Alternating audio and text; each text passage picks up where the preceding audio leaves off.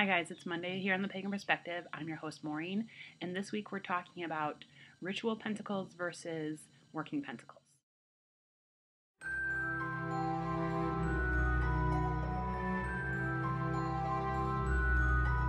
Alright, so the source of this question comes from the book, The Craft, A Witch's Book of Shadows by Dorothy Morrison. And I was lucky enough to have a friend who had a copy of this book to try to get an idea of exactly what the question is that we're being asked, because I personally don't use a pentacle for really anything. I mean, I have a necklace with one on it that I'll wear, and I might draw it on something for whatever reason at some point. But I don't really use the pentacle, the pentagram very much in my practice at all. I know that I've gone to a couple of rituals where people have used it to draw in the elements at the different in the different directions, and there's this whole thing where you have to start in one corner or one part of the pentacle, and then when you release that element you have to do it backwards and draw it in the air, and it's all this crazy stuff, and just I don't want to deal with that. It's too much for me. I feel like, for me personally, I feel like going through that whole process is just like this big, it's like a build up for nothing, personally, for me. So I don't find a purpose to do it. I don't do it. It doesn't work for me. But I'm going to read you exactly what is in the book here. So looking up, if you have this book or whatever, it's on page 85. Making the ritual pentacle, and it says types of ritual pentacles vary from practitioner to practitioner. Some folks like silver or copper and have theirs commissioned to a metalsmith. Others use wood and burn the pentagram into the center, or fashion theirs from ceramic, which I've seen a lot of.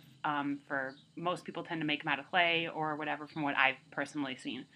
The possibilities are endless as the practitioner's imagination. In fact, one of my first ritual pentacles, the author's saying, was a round piece of cork with a starfish in the center.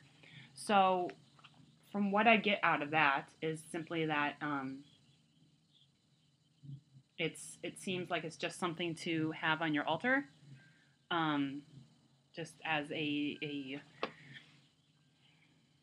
representation of Earth, I guess, since I know that a lot of Wiccans that I personally know tend to use it as a representation of Earth, if they want it to represent something singular rather than all the elements.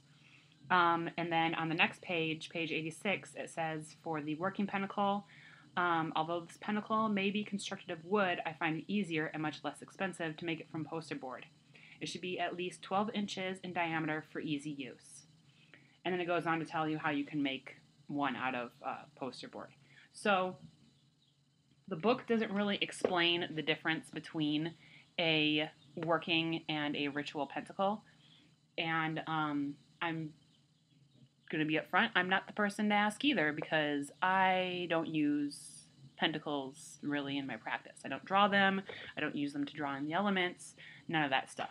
However, if you want to talk about using symbols and drawing them in the air, what have you, for certain things, I know one of my mentors has a symbol that is specific to her practice that came to her in a dream, and she uses that a lot.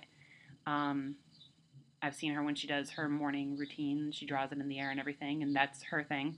The only time I've really used a symbol drawn in the air or over something or anything like that, it was totally just a spur of the moment thing. I don't even really know why I did it. It just felt like that's what I needed to do right at that moment. And that was drawing arrows. In my kitchen back here is where I've got my altar, and each morning I wake up, smudge myself, blah, blah, blah. And I turn to the four corners, and usually I just wave my smudge stick in that direction just to acknowledge that direction. But there was one time, for whatever reason, I drew crossed arrows in those directions. I still don't know why. I haven't done it since then. It was just that one time.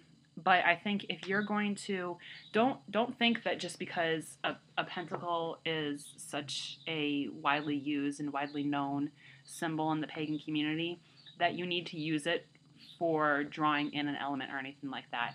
Like I said, I personally think it's too much of a dog and pony show for me, and I don't like I don't like the dog and pony show aspect of what I've seen a lot of people do in their rituals and things like that. It's just not my cup of tea. And so, if you really want to have a more personal connection, I think, I think it would be a great way to really connect with the elements or whatever it is that you use it for blessings or what have you. I would really try to meditate or dream and get a symbol from your guides specifically for you. Even if you just kind of sit down with a sketchbook, which I've done before, just sit down with a sketchbook and just doodle and see what comes to you. Just be very open-minded and just receiving and see what comes to you and see what ends up on your piece of paper. Maybe something will just pop out at you and really stick with you. So hopefully, someone who's follows more of a Wiccan path than the pagan perspective will be able to help you guys out more at understanding what a ritual and working pentacle is, because I don't know. I don't use them. But hopefully you guys got a little bit of something out of here. I would definitely suggest even just grabbing a piece of paper and a pen and seeing what it is that ends up on the paper. It's really interesting. I've done it a couple times just, when I'm sitting in my classes at school and there's nothing really going on and I don't really feel like paying attention to my professor. Just doodle different things that come to mind and see what comes out of it. And who knows, maybe, take that piece of paper home, go flip through a couple books, see what pops up and see, what it is that you drew out of the universe and put on this piece of paper. It might surprise you. I know that I've surprised myself a couple times with that little bit of that little exercise. So other than that, I will see you guys next Monday. Have an awesome week, and aho.